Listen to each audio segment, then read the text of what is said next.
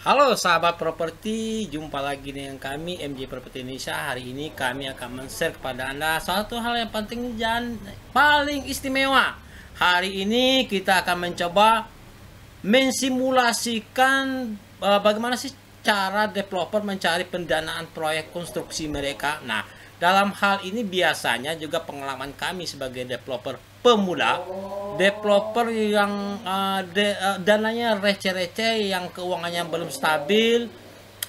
Begitu ada pekerjaan proyek konstruksi, bukan pekerjaan konstruksi, ada konsumen SP3-nya sudah keluar tapi bingung mau memulai bagaimana karena dananya sudah tidak ada. Nah, dalam hal ini kami telah menemukan solusinya yang paling mudah, paling cepat, paling ampuh, paling jitu.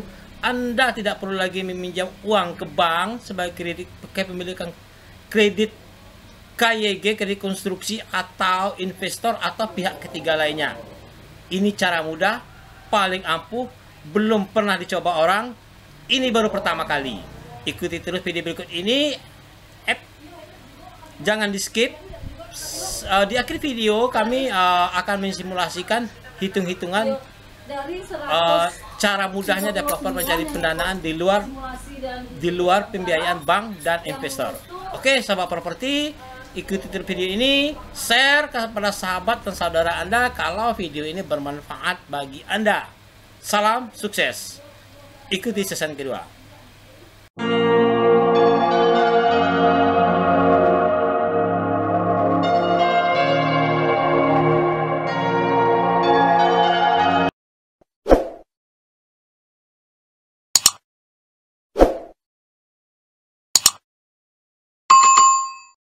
Bagaimana sih mencari pendanaan proyek konstruksi untuk developer yang kesulitan mencari dana? Oke. Cara developer cari pendanaan konstruksi selain bank dan investor atau pinjaman pihak ketiga. Developer sebagai pengembang perumahan, terutama developer yang secara finansial keuangan perusahaan mereka yang masih belum stabil, alias developer menggunakan cetek atau receh-receh, biasanya kesulitan dalam hal pendanaan proyek mereka, terutama dalam hal membangun rumah yang telah dipesan oleh konsumen. Itu biasanya yang dihadapi, kendala yang dihadapi oleh developer-developer yang memang mempunyai modal yang sangat minim, karena biasanya baru buka developer, modal mereka tersedot untuk membuka izin lahan, kemudian izin lokasi dan sebagainya, bikin rumah contoh. Sehingga untuk membuat rumah, untuk melanjutkan proyek konstruksi yang telah dipesan oleh konsumen, mereka kesulitan. Oke, nah lanjut. Biasanya developer mendapatkan pendanaan untuk proyek mereka dari pertama investor, kedua kredit dari bank, ketiga pinjam pihak ketiga. Nah, sekarang kita tidak membicarakan tiga faktor pendanaan tersebut di atas. Kita anggap saja si developer masih baru, belum punya investor yang mau mendanai proyek mereka. Begitu juga dengan kredit dari bank yang pastinya ditolak juga karena masih baru, dianggap kurang berpengalaman. Karena masih baru, terus pada pihak ketiga, di pihak ketiga ini bisa saja dia kerjasama dengan pihak lain, kontraktor atau siapapun juga. Bisa saja mau, bisa saja tidak. Ini tergantung lobby tingkat tinggi dan kepercayaan kepada si developer. Oke. Cara yang paling mudah dan menguntungkan bagi developer untuk mendapatkan pendanaan proyek adalah dengan cara koperasi. Nah, koperasi simpan pinjam ini begini guys, sahabat properti dan juga pengelola. Kami mensimulasikan bahwa yang mengelola koperasi ini adalah asosiasi developer. Asosiasi itu yang koperasi tersebut adalah bisa saja Apersi atau real estate, kan banyak asosiasi-asosiasi yang tergabung dalam developer. Nah, gimana cara simulasi hitungannya, ini yang akan kita bahas guys, sahabat properti. Dengan cara asosiasi punya koperasi, maka ada cara simpan pinjam dari koperasi inilah, dari anggota untuk anggota. Ini cara ampuh, cara mudah, cara paling jitu untuk pendanaan proyek konstruksi khususnya developer, selain menggunakan dana bank, pinjaman ke investor. Nah, bagaimana hitung-hitungan cara simulasinya? Ikuti terus video berikut ini. Ini ada sesi keduanya. Oke, guys, sahabat. Oke, sahabat properti, jumpa lagi dengan kami. Kita lanjutkan kepada season kedua, simulasi hitungan koperasi asosiasi developer. Kita anggap suatu daerah asosiasi developer punya anggota minimal 50 developer yang mau ikut sebagai anggota koperasi. Bisa saja di developer tersebut, di asosiasi tersebut mempunyai 100 developer, tapi yang mau ikut serta sebagai anggota koperasi hanya 50 saja. Nah, aturan-aturan, bagaimana aturan yang ditetapkan oleh koperasi? Aturan pertama, setiap anggota koperasi developer wajib setor dana awal 10 juta. Aturan kedua, pengembalian dana pinjaman koperasi oleh developer dipotong langsung dari bank penyelenggara KPR dengan sistem SI. Aturan ketiga, developer yang boleh pinjam dana koperasi hanya untuk pendanaan biaya konstruksi, bukan untuk beli tanah, apalagi untuk mulai urus izin-izin. Aturan keempat, setiap developer yang memakai dana koperasi, maka developer bersedia memberikan keuntungan kepada koperasi minimal 500.000 per unit. Oke, sahabat properti, artinya di sini dengan modal 10 juta saja, dengan modal 10 juta, developer sudah bisa membangun 3 atau 10 unit rumah. Ini menarik. Pertama itu. Yang kedua, developer yang bisa meminjam uang kepada asosiasi koperasi itu yang telah keluar SP3K-nya, artinya telah sah mereka akan membangun. Oke. Nah, 500.000 masuk kas koperasi untuk kepentingan developer nantinya. Yang jelas koperasi tersebut harus terpisah keuntungan dana asosiasi. Simulasi hitungan developer biaya konstruksi untuk rumah 36 meter persegi kita anggap 60 juta per unit ditambah 500.000 untuk koperasi. Jadi begini sahabat properti, kalau membangun rumah tipe 36 60 juta rupiah kurang lebih, maka masukkan 500.000 sebagai anggaran RAB Anda. Berarti di sini RAB developer untuk rumah tipe 36 meter persegi adalah 60.500.000 rupiah. Oke, sahabat properti, kita lanjut.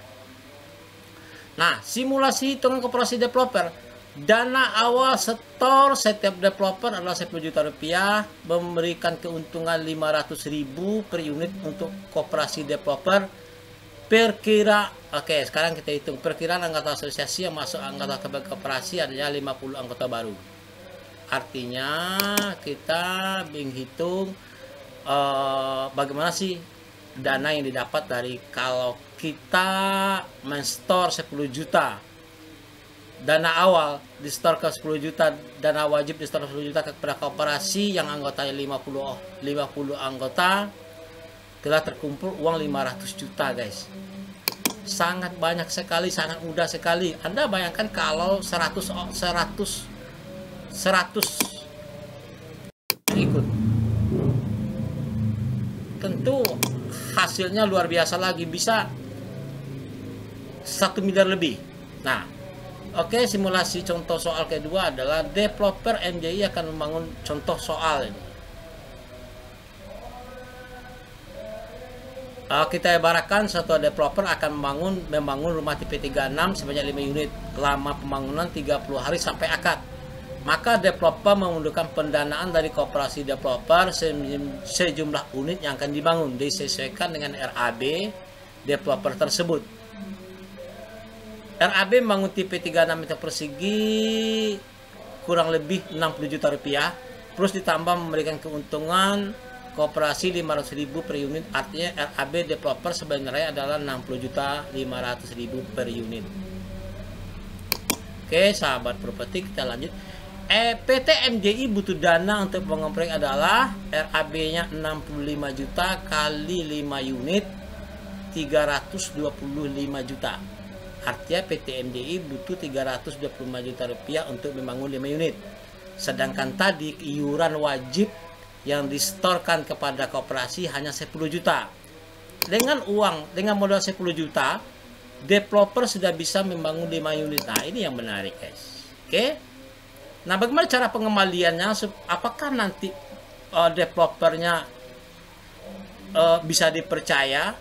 Caranya mudah sekali, cara pengembalian dana pinjaman ke koperasi. Setiap terjadi akad kredit dari developer tersebut, maka dana pinjaman developer langsung dipotong dengan sistem SI.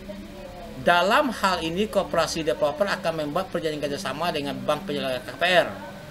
Jadi dalam hal ini developer tidak bisa macam-macam atau gagal bayar, karena developer masuk karena sistemnya adalah, karena sudah ada perjanjian sistem SI, artinya pinjaman dari koperasi langsung masuk ke giro perusahaan, giro koperasi, sedangkan dana developer yang masuk ke perusahaan. Jadi tidak ada yang mengganggu. Oke, sahabat properti. Nah, keuntungan koperasi unit bangunan adalah 500.000 per unit, kali 5 2.500.000. Bagaimana kalau 10 100 tinggal Anda kalikan. Nah, keuntungan koperasi nanti dihitung SHU setiap tahun sekali, maka anggota developer yang tergabung sebagai anggota koperasi tentu saja mendapatkan keuntungan dari 500.000 investor. Juga digunakan kegiatan operasional dan menggaji para admin koperasi. Saya rasa tidak ada salahnya kalau memberikan keuntungan 500.000 per unit kepada koperasi, toh dari kita untuk kita. Nah, cara ini belum pernah dilakukan orang, belum pernah dicoba. Kami mencoba mengkali-kalikan, toh sama saja kalau Anda pinjam uang ke bank, bunganya besar, persyaratannya sangat berat, harus ada agunan. Sedangkan kalau kita membuat koperasi sendiri tanpa ada agunan, agunannya adalah begitu SP3K keluar, inilah jaminan. Inilah jaminan untuk pinjam ke koperasi developer. Oke guys, sahabat properti, sangat menarik bukan? Kami tunggu komen-komen sahabat-sahabat developer pemula. Saya yakin, kami yakin Anda setuju dengan ide-ide kami ini. Mudah-mudahan, karena ini adalah yang terbaik menurut pendapat kami saat ini. Oke sahabat properti, salam sukses, jumpa lagi dengan kami suatu saat nanti. Assalamualaikum warahmatullahi wabarakatuh. Share video ini ke teman dan sahabat Anda, oke?